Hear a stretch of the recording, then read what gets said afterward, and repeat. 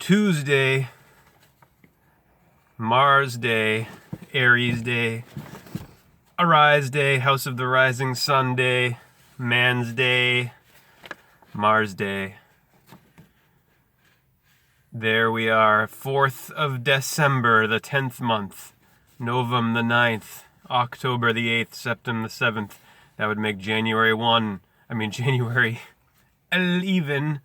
February 12, aligned with the zodiac signs of Zeus, Jupiter, Zeus, Jesus, of Aqua, Osiris in January, Aquarius, January, Janus, the god of doors, February, fish, feet, Pisces, is the perfume Aries, arise to Aries, March to Mars, Mars to March. The numerology today, because we're living in this altered time, 10 is now 12. 1, 2 of the calendar of embers, September, December of amber, orange warning of the death of the year at winter interburial, in Tor, 12, 4, 1, 2, 3 plus 4, 7, and 11 year. So it's 18 today. 1 and 8, 9 here in the Garden of 18, the Garden of Eden. And drinking. Cheers. Morning cup of joe.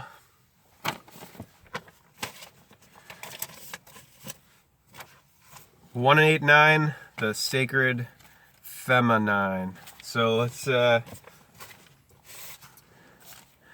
go to this here. Genesis 1:27.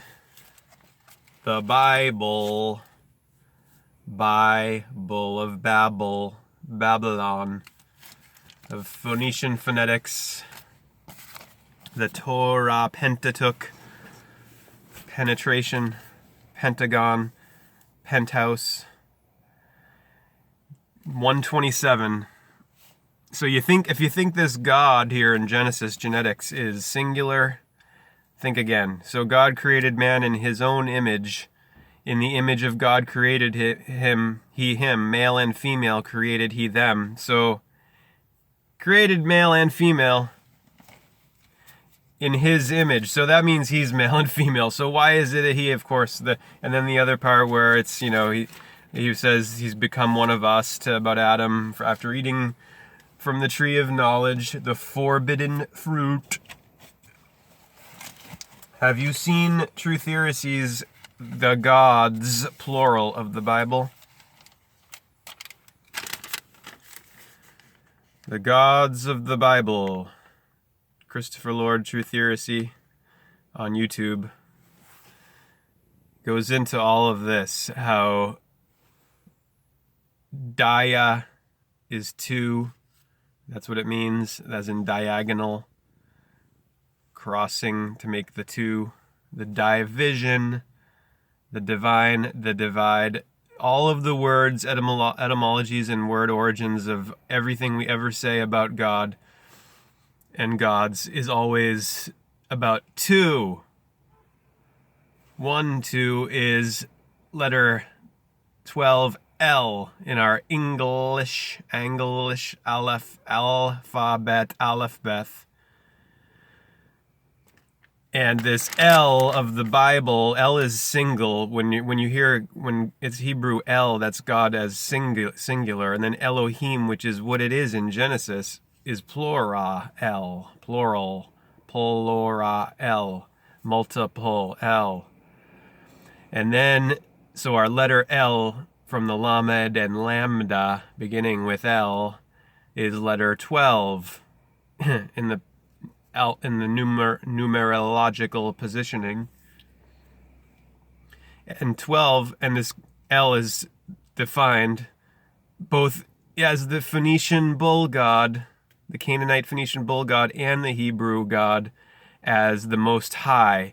And the Most High position of the day, deity, deva, deus, Zeus, Jupiter, Zeus, Jesus, Joshua, Dorothy, Theodore, the door, the gift of God, like Isidore is gift of Isis, the god S, the letter of plurals, S, the serpent, number 19. So the 12 o'clock position is the most high of the day. And L is letter 12, and L is the phonetic for this God. And it's plural, Elohim, and that's obviously what we're dealing with in the Bible, or the Torah, Taurus. Taurus is the sign, second sign, Torah. After Aries, arise, Mars, the bull, following the ram, rambling through the yearly cycle of the bicycle of El, of nature, of the calendar year. So this whole thing about civilized God versus heathen pagan gods, or whatever it is that people ever talk about with that, is a bunch of bullshit. Because it's all based on nature. And it's all symbolic, which leads us right into Man and His Symbols, where we will continue reading about the Archetype of Initiation. And I have a whole lot of synchronicities I still gotta go over from the cash register or the burning bush, all from the last 2 days. I'll have time to do that today because I don't have to be into my wage slave labor position of the labor laboratory. I don't have to be there till 2 today. 2 today. 2, 2, and 2, and then you have what? The Tao, or the Tao, of the two, of Yang and Yin, the sun and the moon, of deity, day and night. We're way past due to break down the matrix of matter, of the mother, Earth. And stop believing and being deceived in December. And not realizing that this whole Saturnalia Christmas time of December deception is about the death of the sun on the ecliptic and rebirth. S number 19, the serpent letter. 1 and 9, 10. Say 10. December is originally month 10. The J of Jesus is number 10, and the alphabet. The J, Yah, the Yah of Zeus, Jupiter of the Taurus.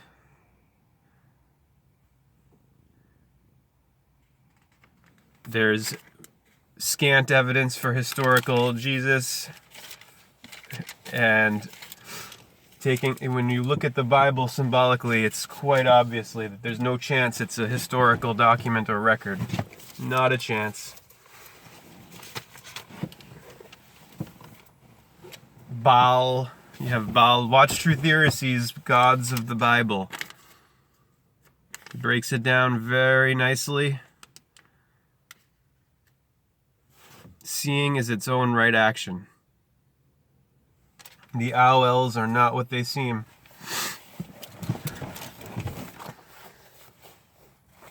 Here's where we left off yesterday. And in Genesis, what we're seeing here, the circumcision being used for initiation in primitive, so-called primitive or primal first tribes of man, is right there in Genesis genetics, and of course it's a big part of the Jewish tradition, and now almost everyone routinely, little boys getting their tips chopped off at the hospitals of El. Right there in Genesis, it's introduced, the circumcision, the cutting of the circle. Primitive initiation rituals bring the youth into adulthood and into the tribe's collective identity. In many primitive societies, initiation is accompanied by circumcision, a symbolic sacrifice. Here are 4 stages in a circumcision rite of Australian Aborigines. Far left and center, the boys are placed under blankets, a symbolic death from which they will be reborn.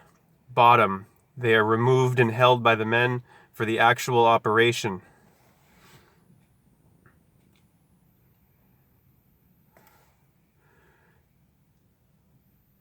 Left, the circumcised boys are given men's conical caps, a mark of their new status. Right, they are finally isolated from the tribe to be purified and given instruction.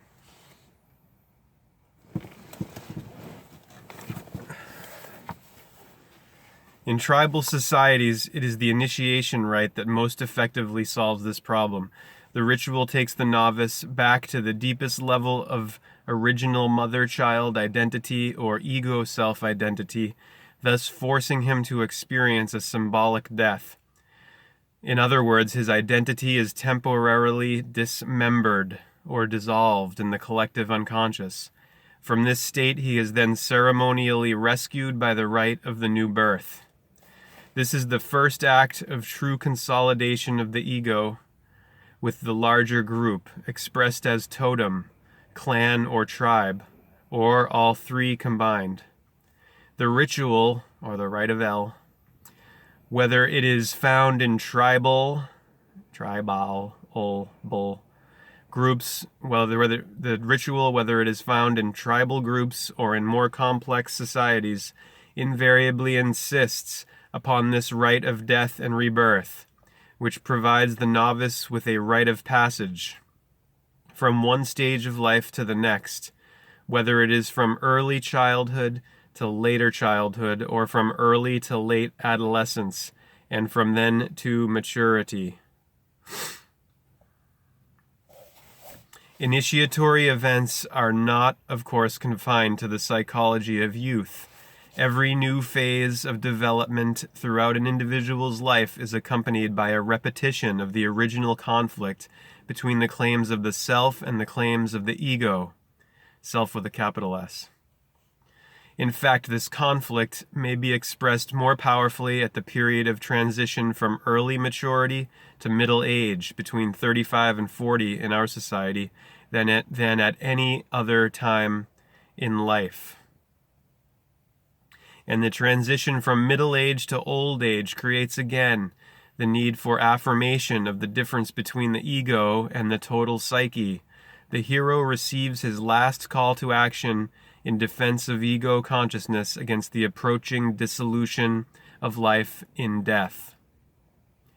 At these critical periods, the archetype of initiation is strongly activated to provide a meaningful transition that offers something more spiritually satisfying than the adolescent rites with their strong secular flavor.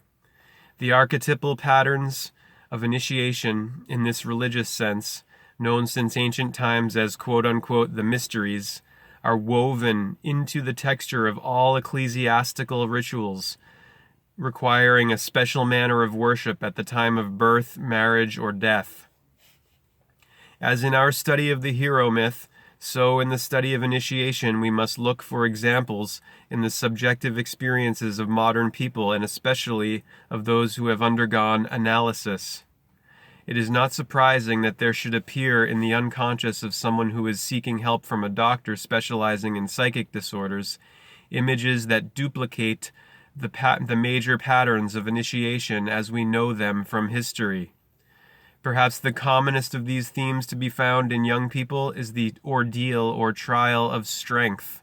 This might seem to be identical with what we have already noticed in modern dreams illustrating the hero myth, such as the sailor who had to submit to the weather and to beatings, or that proof of fitness represented in the hike through India of the man without a rain hat. We can also see this theme of physical suffering carried to its logical end in the first dream I discussed when the handsome young man became a human sacrifice on an altar.